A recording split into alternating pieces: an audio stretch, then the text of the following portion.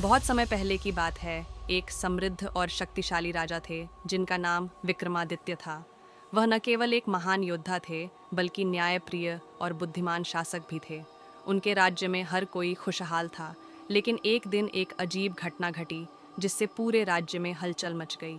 राज्य के निकटवर्ती जंगल में एक पुराना महल था जिसे भूतिया महल कहा जाता था। लोगों का कहना था कि वहाँ रात के समय अजीब आवाज़ें सुनाई देती थीं और महल के आसपास जाने वाला कभी लौट कर नहीं आया।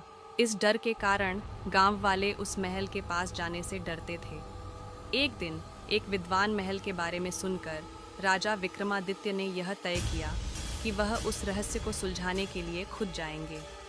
उन्होंने अपने दरबार के कुछ सैनिकों को भी साथ लिया और रात के अंधेरे में महल की ओर बढ़े।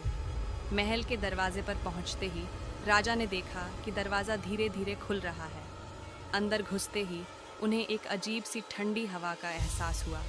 महल के अंदर चंद की हल्की रोशनी में उन्होंने एक पुरानी तस्वीर देखी जो एक खूबसूरत राजकुमारी की थी, लेकिन उसके चेहरे पर उदासी थी।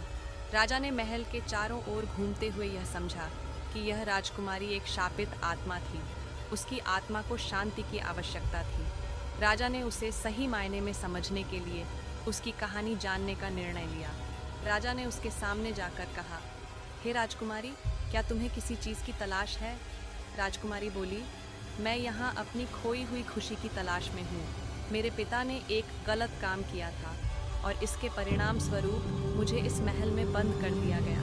मैं अपनी आत्मा की शांति के लिए किसी की मदद की प्रतीक्षा कर रही हूँ। राजा विक्रम ने राजकुमारी के दुख को समझा और उसके लिए एक योजना बनाई।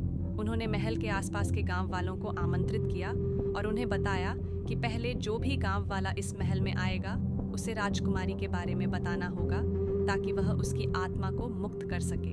गांव वाले राजकुमारी की कहानी सुनकर बहुत प्रभावित हुए और सबने मिलकर एक पूजा की।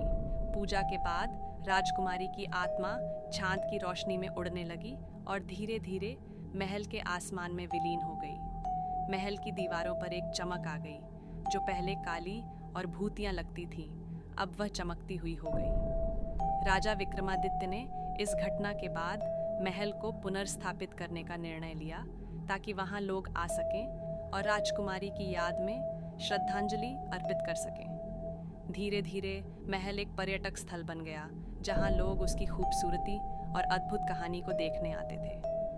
यही थी राजा विक्रम की साहसिकता और एक शापित आत्मा की कहानी, जिसने न केवल एक राजकुमारी की आत्मा को शांति दी बल्कि गांव वालों के दिलों में भी अमिट छाप छोड़ दी।